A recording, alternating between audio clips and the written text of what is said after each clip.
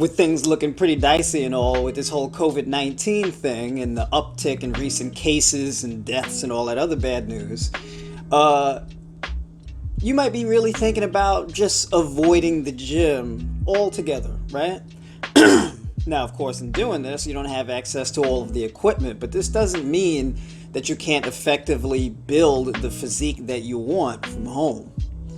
It's actually very simple. It's a lot simpler than you might think. Really, all you need is about 4 or 5 different resistance bands that have varying degrees of resistance, right? And I want to talk about that a little bit with you and explain a very simple way of how to train. In fact, train 6 days a week, doing resistance training for about 20 to 30 minutes a day.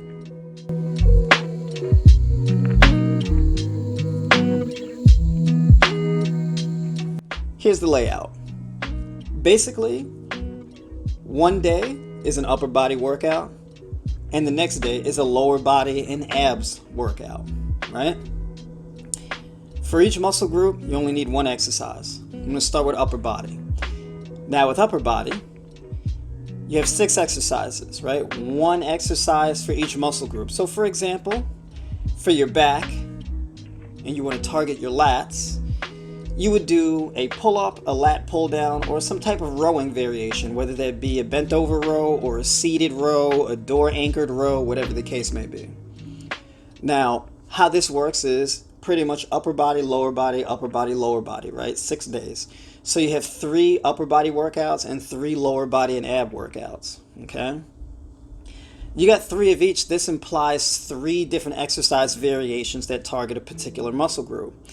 So, if I'm hitting my lats or the latissimus dorsi with that rowing or pull down motions, I'm going to be doing 3 exercises a week that target that muscle group, right? So let's say if I'm training upper body on Monday, Wednesday, and Friday, let's say Monday, I start off with pull-ups. And then Wednesday, I'm hitting bent over rows. And then on Friday, I'm doing lat pull downs using a door anchor. That would be my 3, right? But this is just one exercise a day. The second exercise would be an exercise that more so targets my rear delts, right? And my trapezius up top. These muscles work in conjunction with each other, right? Because your shoulder, as you pull your shoulder back, that hits your rear delt.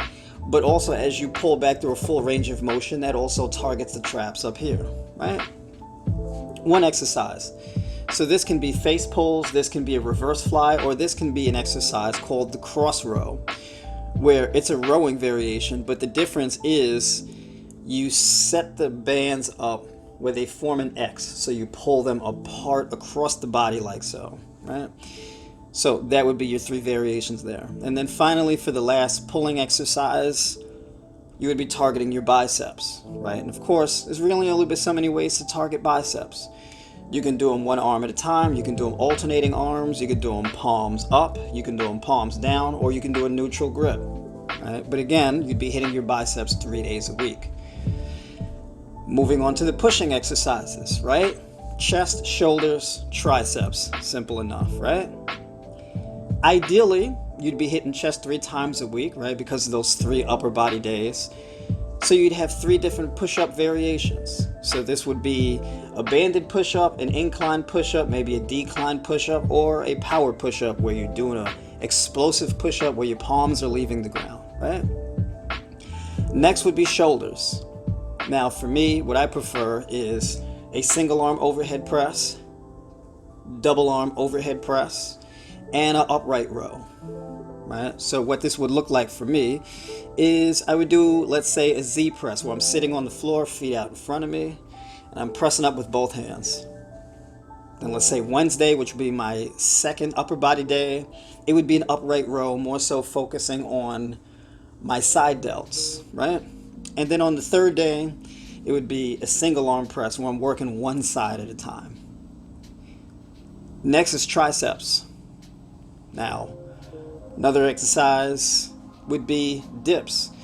Now, I may go out to the bars outside at the park and do parallel bar dips, Or if I can't make it to the park because it's raining outside and it's not really the best conditions to train outdoors, I would do a bench dip, or I would get 2 chairs and set them up so that I can do dips from the chairs. Second exercise can be an overhead tricep extension where you're pulling up this way. And then of course the third one would be a tricep push down, right? Set up from a door anchor and I'm pushing down, right? And that would be my 3 exercises there. And so that would be a complete, full upper body workout. Real simple. Moving on to the second one, right? Lower body and abs. Preferably I would have 3 leg exercises, right? Where one exercise would target my glutes, one would work on more hamstrings, and the other one would focus on more quadriceps. Right? So when you think about, let's say, quadriceps, these are either going to be squats, split squats, or lunges, right? So of course, with your 3 exercises, right, which would be your Tuesday, your Thursday, and your Saturday, right? If your lower body and ab day was your second day of the week that you train, that's what it would look like. So on the first day you would squat, on the second day you'd do a split squat, and maybe on the third day you'd do some type of walking lunges, right? That would be an example there. For glutes, these are something like hip bridges, where you're doing a hip bridge from the floor, you're doing a single leg hip bridge, or you're doing a deep hip bridge where your back is actually elevated so you can get more of a deeper angle, right? More hip flexion so you can get a better range of motion. And then of course, to target your glute medius, which is another part of your glutes, that is where you can get some mini bands and put them around your legs, right? So that as you're driving up, fully extending the hips, you're also pushing your knees apart to activate that part of your glutes. And then finally, your hamstrings. Your hamstrings are interesting because your hamstrings, they perform 2 joint actions. Your hamstrings flex the knee and assist in hip extension. So when we do things like deadlifts, or good mornings, which is pretty much like deadlifts, except you don't use your arms. This is a hip hinging exercise, right? Targets your glutes a lot, also targets your hamstrings, right? Like a stiff leg deadlift, for example. So now, ideally, I would advise 1 deadlifting variation, a standing leg curl, right? So that you train each leg separately to make sure that you're training them evenly. And then a prone leg curl where you're lying face down on your stomach and curling your legs back. And that would be your 3 exercises there. Ab training. You can train your abs in 3 ways. You train your abs where you flex the spine and rotate in a transverse form, targeting your abs and your obliques. Another way where you're in a prone position like a plank, where in that plank position you can be doing knee tucks, where you're bringing the knees to the chest, you're bringing your knees outside of where your arms are, or you're bringing your left knee to your right side of your body, right, in a crossing fashion. Targeting, of course, again, your obliques. Supine exercises, where you're lying flat on your back. This can be leg raises, this can be knee tucks lying on your back, this can be something like a jackknife or an alternating jackknife. You can do all 3 in one shot. That's pretty much it. And of course, you do your 3 variations a week like that, right? Now, as far as the amount of repetitions you do or how many sets you do, right? Because after all, you can only do so many sets and reps because the workouts, right, I'm saying they're only 20, 30 minutes at a time of resistance training. Well, this is true. But the way that I train, I don't necessarily worry about doing a particular amount of sets. I'm more focused on total reps.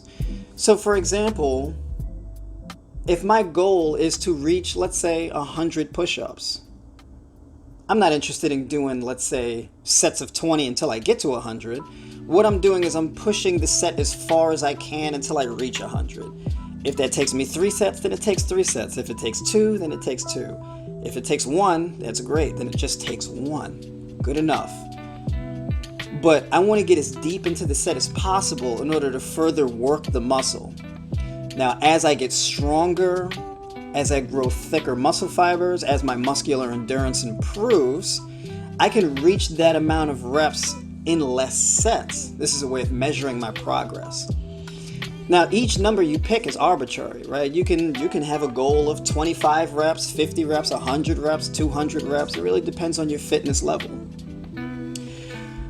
Typically, what I would say is do one set and push it as far as you can get it and see how many reps it takes you, right? Let's say you do a particular exercise and you get a maximum of 20 reps in one shot. Then maybe start with, let's say, in between 50 to 75 reps, right? Maybe that 50 reps is good enough, and then you tack on 5 or 10 reps each week.